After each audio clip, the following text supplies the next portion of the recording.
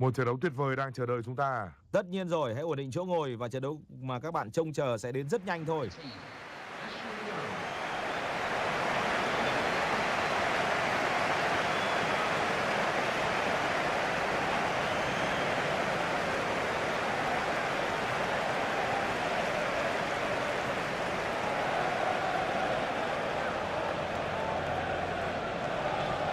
Manchester United, họ sẽ thi đấu trận đấu ngày hôm nay. Rõ ràng là tôi không mong chờ họ sẽ dùng sơ đồ 4-1 trong trận đấu ngày nay. Tôi nghĩ đó là một sơ đồ phù hợp với họ đấy chứ. 5 người hàng tiền vệ giữ của họ kiểm soát tuyến giữa và áp đặt lối chơi lên đối thủ.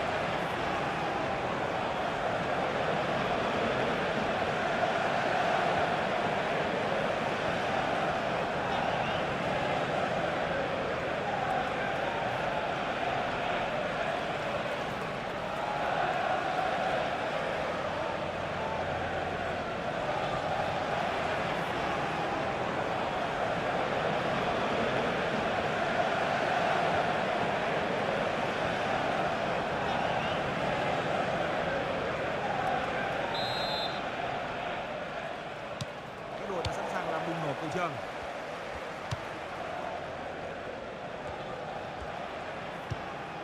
Alfred Ndeye, Ruben Neves.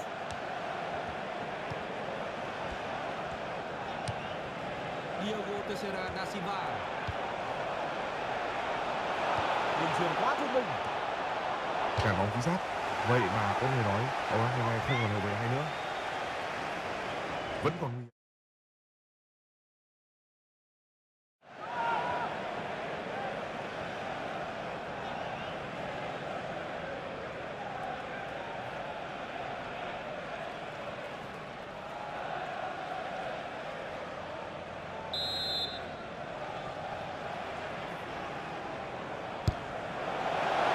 Doherty. Vâng, bóng bay thẳng về phía thủ môn.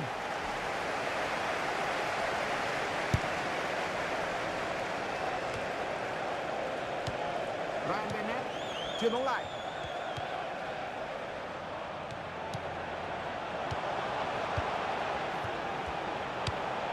Sút tuyệt vời, bàn thắng với gol mắt của Ruben Neves.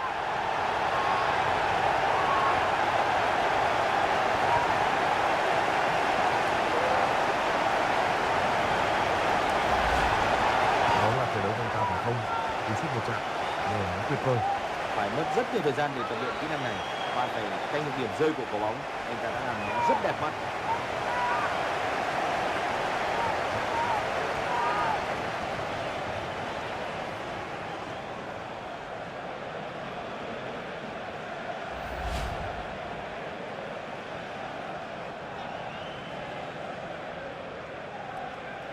Một khởi đầu rất tốt, tỷ số đang là 1-0.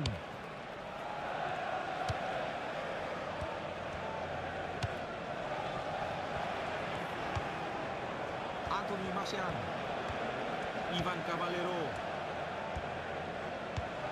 Romelu Lukaku. Và anh ấy đã lấy bóng bằng một pha can thiệp rất tốt. Alfred Ndeye. Và anh ấy đã truyền lại cho đồng đội của mình. Alfred Ndeye.